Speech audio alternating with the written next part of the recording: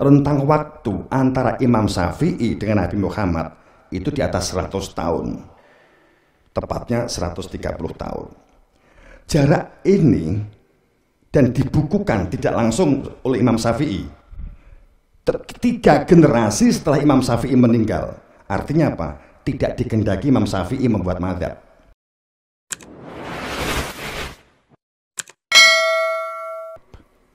Terperanjat kaget jumlah tidak mengira saat idza fazi'u, saat meninggal dunia fazi'u fala fauta, saat terjadi sebuah kemautan, maka jumlah wa'uh itu ditempatkan pada tempat yang disiapkan bagi mereka yang tidak kembali karena ruhnya keluar memakan qorib. Waqalu, kemudian yang nyawa keluar ini teriak, ya Rob, ya Allah, Nabi, saya iman ya Allah. Wa analum ta'awun usumi makani bait, dijawab. Ini kan bahasa dialog akal, mizan. Pada saat wa analum ta'awun usumi makani bait, bagaimana kamu dikatakan di dalam suatu keimanan, kamu mengira-ngira dari tempat yang jauh. Wa qad kafara bih min qabl wa yakdzifu bil ghaib, memang kan bait, karena kamu mengira keberadaan Tuhan di tempat yang jauh. Bapak Ibu yang berbahagia, maka wa malahum bih min ilm inna yatibi iladun wa inadun la yukni minal haq syai'a, enak terus saja nih gitu ya. Jadi ini tutupan, tapi sekaligus saya akan mengungkap tentang ini begini. Kita ini terlanjur sudah rancu antara ilm dengan amal, antara sains dengan knowledge, antara ilmu dengan pengetahuan, antara intuisi, anggapan, dan iman. Ini kita rancu. Pada saat sesuatu yang bersifat relatif, bersifat ghairu atau relatif, ini dimutlakkan, yang sifatnya mutlak dighairukan atau direlatifkan. Ini yang menjadikan jumbuh. Contoh, maaf beribu maaf, kita tuh bermadzhab Imam Syafi'i, Hambali, Hanafi, itu relatif. Tapi sering kita memutlakkan bahwa saat tidak seperti kita, maka dia tidak Islam. Katakanlah demikian. Sesuatu yang relatif dianggap menjadi yang mutlak. Pada saat tentang sholat Allahu Akbar, ada yang Allahu Akbar, ada yang menggunakan bismillah, ada yang menggunakan tanpa bismillah. Kita saat kita terbiasa dengan bismillah, yang tidak bismillah kita langsung tuduh sesat. Bahkan begitu. Coba kalau kita berpikir jernih, jika kebenaran itu adalah mazhab Imam Syafi'i, rentang waktu antara Imam Syafi'i dengan Nabi Muhammad itu di atas 100 tahun, tepatnya 130 tahun. Jarak ini dan dibukukan tidak langsung oleh Imam Syafi'i. 3 generasi setelah Imam Syafi'i meninggal. Artinya apa? Tidak dikehendaki Imam Syafi'i membuat mazhab. Kan gitu, kalau kita mau jujur. Nek, aku lagi yang buka, wes mumut-mumutan gak apa-apa ya. Kan gitu. Jarak antara Nabi Muhammad ke Imam Syafi'i, kalau kita mengatakan bahwa kalau orang tidak bermadzhabkan Imam Syafi'i, Imam Hambali, berarti sesat. Berarti sama saja kita menyesatkan orang-orang sebelum Imam Syafi'i kan? Karena orang sebelum Imam Syafi'i, saya yakin jelas tidak bermadzhab Imam Syafi'i kan gitu. Leres? Dan saya yakin 1000% Nabi Muhammad tidak bermadzhab Imam Syafi'i. Yes, ada bantah biye. Kemudian sesuatu yang bersifat wawasan atau wacana itu dianggap ilmu. Ilmu itu unsurnya analisa. Ini yang sains saja ya, hipotesa, sintesa, itu ilmu. Tapi kalau kamu mendengar dari televisi, membaca media sosial, di bawah, di sana ada kejadian begini, di sana ada banjir, itu bukan ilmu, itu wawasan, itu wacana, itu knowledge, itu pengetahuan. Saat kamu membaca data, ada informasi A, B, C, D, E, dan kamu tidak melihat sendiri, tidak mengalami sendiri, tidak melalui organ kamu, maka itu wawasan atau knowledge atau pengetahuan. Pengetahuan atau knowledge atau wawasan kemudian akan diintuisikan. Diintuisikan, akan mempengaruhi intuisi, perasaan. Perasaanku kayaknya Ukraina menang deh, kan gitu. Intuisi. Intuisi atau perasaan ini tergantung subjek. Kalau kamu condong kepada Ukraina, maka intuisi kamu akan mengatakan Ukraina harusnya menang. Seharusnya Israel kalah. Ukraina kok karo Israel memperangi karo Rusia, kan gitu kan? Bagaimana begitu? Saat data informasi yang kita telan, kita masukkan ke otak disebut wawasan atau knowledge. Saat ini tidak bersentuhan dengan indera lidah kita, nggak mengalir langsung, maka ini disebut opsional, maka ini disebut sebagai sesuatu yang tidak mutlak, relatif. Dan ini disebut kepercayaan atau keyakinan.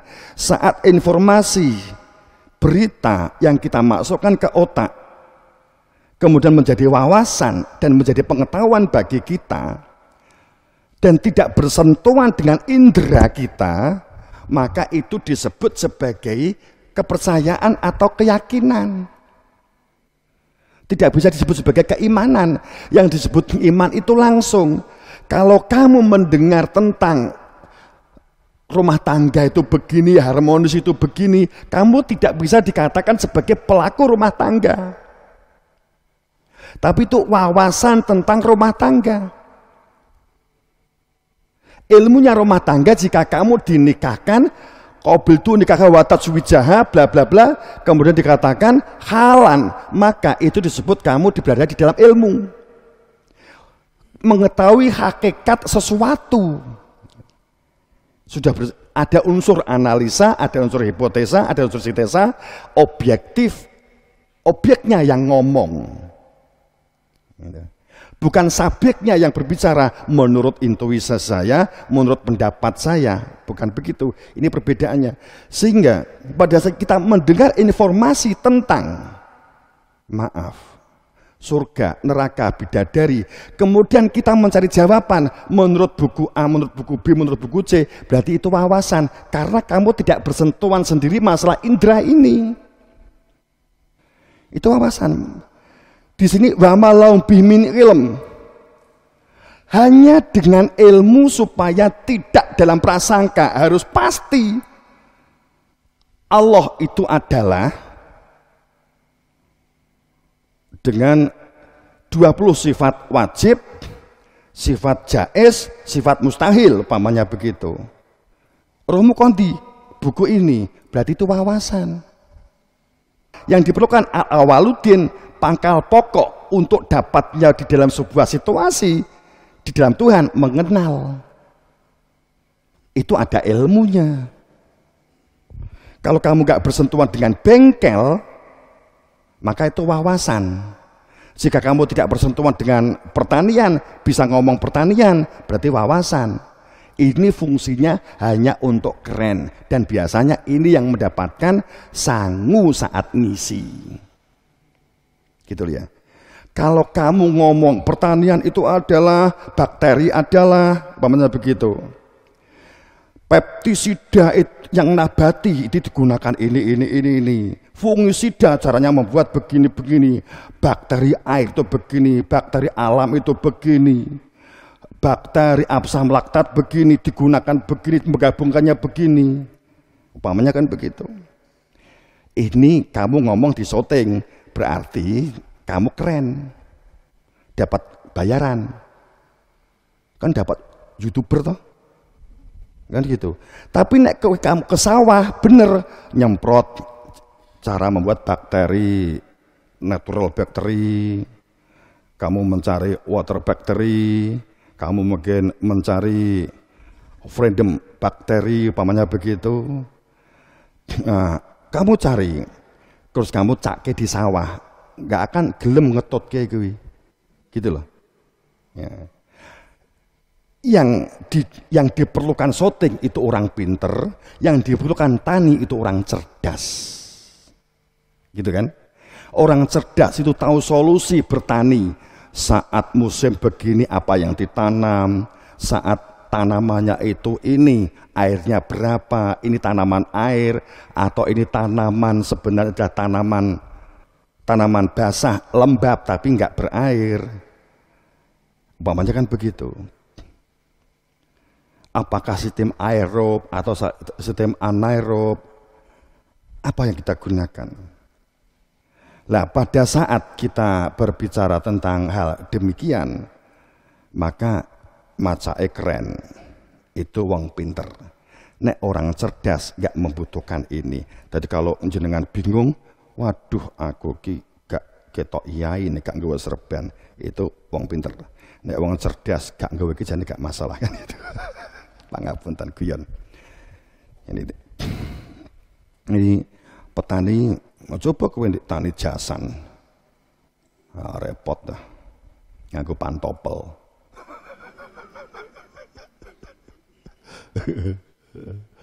Itu kan ada tugasnya masing-masing. Ya dunubilahi ghairil haq donal jahiliyah. Dan inilah orientasi. Saya tutup dengan kalimat ini. Kita membangun baldatun thayyibatun warabun ghafur ya. Jadi kalau ada istilah, tadi saya kan nyinggung ya tentang, karena ngomong dajjal, ditutup dengan ngomong tentang kematian. Kita selalu menghitungnya yang fisik. Nabi Isa turun dari menara putih di Persia, seperti apa? Saya nggak mau panjang lebar, tapi itu sebenarnya kan hanya satu proses saja ya. Kemudian Efrat mengering dan seterusnya lah bla bla bla bla. Tapi kita mengatakan demikian saja. Kalimat Imam Mahdi A'immah yahduna bi amrina kan gitu kan. Setiap zaman pasti ada a'immah, pasti ada imam a'immah yahduna yang berada di dalam petunjuk yahduna bi amrina, itu di dalam cakupan perintah. Tapi sering kita tergiring makna Imam Mahdi sosoknya.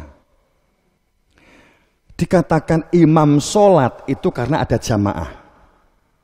Ada jamaah. Makanya yang menjadi di depan sendiri disebut imam sholat. Kalau nggak ada jamaah maka disebut munfarid walaupun dia biasa imam sholat. Mungkin apa mboten? Disebut musolin, orang yang sholat. Musolin menjadi orang-orang yang kelompok orang yang sholat, berarti ada imam sholat gitu loh. Disebut Imam Mahdi, imam itu karena imamnya Mahdi. Mahdi dari kata hadi, musolin dari kata sholat, solu. Pada saat dikatakan Imam Mahdi itu al-hadi, yang tidak ada keraguan, orang yang berada di dalam cahaya, bukan pemegang lampu tapi berada di dalam cahaya. Bedanya ayat itu adalah tulisan, kalau huda itu cahaya kan gitu. Hidayah itu bukan definisi, hidayah itu adalah bla bla, bukan. Hidayah itu adalah bentuk cahaya yang menerangi perjalanan manusia supaya tidak di dalam kegelapan, tidak di dalam dil, tidak di dalam kegelapan, tidak di dalam dulumat, tidak berada di dalam kegelapan prasangka, supaya tidak di dalam akma, tidak di dalam keprasangkaan, kebutaan. Itu hudan. Hak, dal, di depannya ada alif, masdar, kata jadi. Yang ini akan menjadikan dengan cahaya kita dapat membaca keadaan situasi apa yang sikap yang diperlukan dengan adanya oh iki telek, oh iki lentung, oh iki kalau enggak ada cahaya, maka iki apa ya? Kok ambune kok gak enak ya? Tapi koyoke bubur kayak yang ini kan gitu. Semoga ini bubur kan gitu. Nggak gitu. Kan gitu. Gelap kita nggak tahu, kita mengira-ngira. Buta kita juga mengira-ngira. Hudan itu adalah cahaya kan gitu. Cahaya. Maka ada istilahnya nur, ada istilahnya hudan kan gitu. Jadi pada saat berada di dalam hudan, mereka yang ada keraguan, Mahdi, orang yang di dalam cahaya. Imam Mahdi, orang-orangnya yang telah di dalam cahaya gitu loh. Jadi nama itu bukan berdiri sendiri, di balik kata itu ada maksud. Imam Mahdi, berarti imam yang membawa hidayah, cahaya, supaya manusia di dalam cahaya. Cahaya, ya cahaya kehidupan. Kalau cahaya dunia itu pada dasarnya gelap, dunia itu pada dasarnya gelap. Terang itu karena ada lampu, terang itu karena ada matahari. Nggak ada matahari, nggak ada listrik, nggak ada energi, maka gelap. Cuman bumi yang gelap, dia hanya ada terang jika datang dari luar diri bumi itu sendiri. Tapi energi bumi itu sangat besar, bisa menjadi energi syaitoni, iblisi, ataupun malaikati. Itu adalah bagaimana kita mengelola. Menjadi alam lahut, alam hahut, alam jabarut, alam malakut, diri masing-masing. Kalau kita ngomong alam, jangan mumet nanti ya. Apa mana ngomong martabat 7 ya. Kita ngomong terkait dengan ini. Jadi pada saat kita Imam Mahdi, perihal hidayah, A'imah Yahduna bi amrina. Sama, Satrio Piningit itu juga ki lagi ndelik kan begitu. Satrione lagi bersembunyi. Kalimat Satrio Piningit itu karena ada sesuatu yang disembunyikan, bukan masalah manusianya sebenarnya. Satrio itu ilmu pembuka hakikat. Dari kata asyator. Kemudian pada saat menyebut sutron, itu adalah titik temu atau titik konsentrasi atau orientasi berdunia. Mengenali orientasi di dunia itu untuk apa sih? Bagaimana sih? Kenapa sih? Maka apa yang kita proyeksikan, yang kita rencanakan, yang kita kerjakan itu tertuntun karena mengenal Tuhannya di dalam hatinya. Piningit itu karena tersimpan di dalam hati mengenai Dia yang punya nama Allah, Piningit. Satrio, ilmu yang menjadikan seseorang berada di dalam hakikat, ilmu yang menjadikan seseorang mengetahui pintu pulang, ilmu yang menjadikan seseorang itu mengetahui dan mengenali hakikat manusianya, untuk apa dan bagaimana alamat pulangnya diketahui persis. Ilmu yang menjadikan seseorang mengetahui hak batal, yang nafi, dunia dilakukan dengan sungguh-sungguh, tapi dilakukan dengan di dunia ini adalah nafi, tapi dilakukan dengan sungguh-sungguh. Yang dinafikan dunia, tapi sungguh-sungguh kita lakukan. Yang diisbatkan, yang ditetapkan di dalam hati adalah Dia yang dipiningit di dalam hati. Satrio, ilmu yang di dalam hati, Satrio piningit. Ratu Adil juga sama.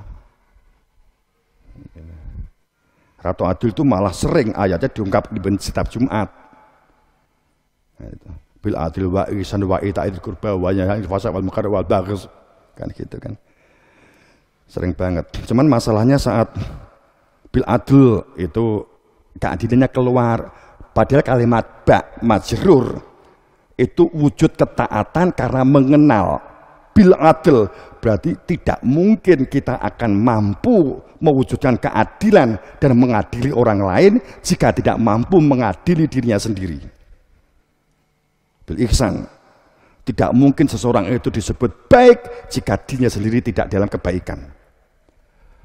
Bohong saat seseorang menjadi hakim tapi dia tidak mampu mengadili dirinya sendiri. Kan begitu. Ayat itu kan menunjukkan begitu, bla bla bla bla. Itu sebenarnya tentang kalau sekilas tentang Imam Mahdi Satropiningit Ratu Adil. Dan nanti akan dibuka blak begitu. Seperti apa sih? Banyak hal yang belum terungkap kok, teman-teman. Garuda itu saja sampai saat ini Indonesia kan nggak bisa buka kok. Ngopo sih Garuda itu kok mengok nengen? Ya, ini ya. Nah, kenapa? Saya tanya mulai dari katakanlah dalam institusi tertingginya, kemudian nggak ada yang bisa jawab kok, nggak ada yang bisa jawab. Ngopo nggak bisa jawab. Ngopo tengah kok bintang nggak bisa jawab dan seterusnya. Arep meh tak sebut sopo ini kan dikira ngeleceh nih. Jadi ya memang karena itu dulu maka tentram adil itu jika Garuda telah terurai dan dapat direalisasikan. Ya, saya kira begitu. Sebenarnya piagam Madinah Nabi Muhammad saat Yasrib dibuka itu sebenarnya adalah Garuda ini. Hadis tentang Madinah nggak ada memang. Nggak tahu saya lari kemana itu. Padahal di Madinah itu tatanan Tototi Tetetem Kartoto Raharjo itu zaman Nabi Muhammad. Sains teknologinya sangat kuat banget. Bahkan Pejajaran lampu banyak. Pejajaran itu lampunya kelap-kelip. Itu teknologi dari Nabi Muhammad. Jangan bisa buka Yasin 78. Jadi energi yang dimunculkan. Oh, Nabi Muhammad itu saintis. Kalau enggak saintis akan terkena dampak kabrun maktan indallah antakul melatafalun. Quran itu saintis banget. Kalau lama yang lima amaroh tentang bakteri, tentang tatanan musim, tatanan tanaman, jenis tanaman, cara merawat, cara membesarkan, ada semua. Sistem penataan air, itu kan sistem. Beliau ahlinya. Dan hampir semua Nabi Rasul itu saintis.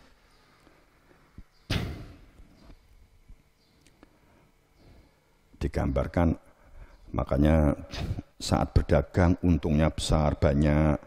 Itu semata-mata mukjizat enggak. Iya itu memang benar, tapi itu juga ada unsur, karena unsur kecerdasan dan kesungguhan dalam sebuah sains. Faham tentang pembukuan, tentang neraca, paham.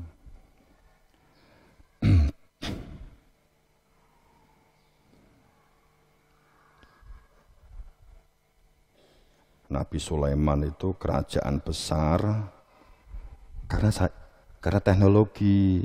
Nabi Daud itu ahli mesin berat, kalau Nabi Sulaiman itu ahli elektro, ahli anoda dioda.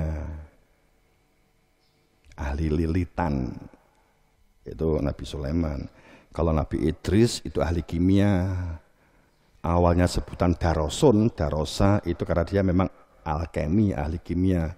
Sehingga memang di dalam sejarah disebut sebagai ahli baca. Itu Idris.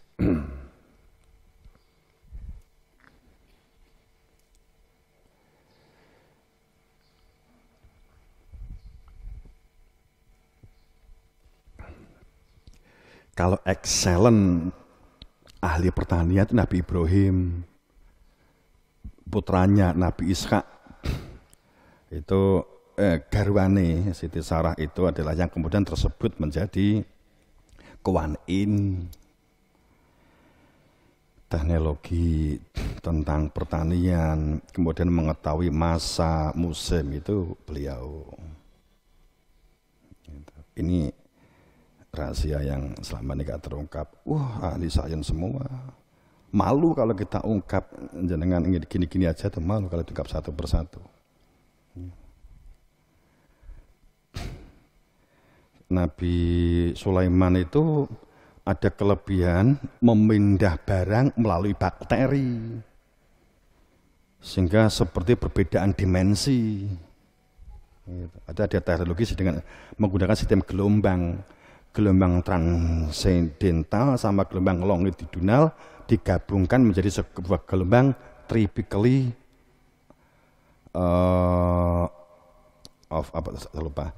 itu bisa menjadi sebuah pemampatan yang sekarang digunakan oleh alien kan gitu. Oke teman-teman, itu sekilas informasi. Dan sungguh di balik ayat Al-Quran itu sains dan teknologi teman-teman. Semoga dalam ridha Allah, dalam maghfirahnya, mohon maaf yang sebesar-besarnya.